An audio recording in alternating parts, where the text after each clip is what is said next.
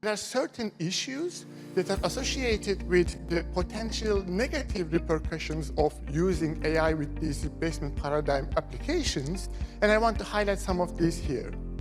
Number one, it is still a significant issue, as was also discussed in yesterday's keynote. The hallucinations do not disappear. So which means that whenever we move towards this direction of the replacement paradigm, we are making an ethical decision saying that we know it will make certain number of mistakes and we are okay with this.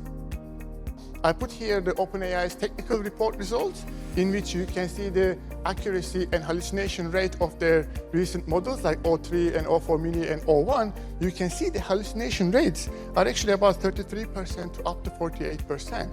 These kind of hallucination rates are very, very high. So in educational context, that does matter. So we should be aware of these kind of limitations. Number two, there are significant arguments with regards to the value of using these kind of AI models in intelligent tutoring systems as part of the replacement paradigm.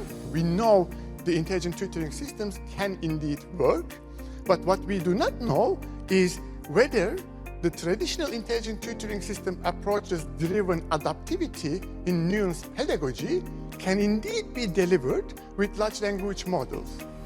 And emerging evidence on the benchmarking of the adaptivity of large language models to be able to diagnose specific knowledge components and then deliver adaptivity in this particular pedagogically nuanced manner is far inferior to traditional intelligent tutoring system results.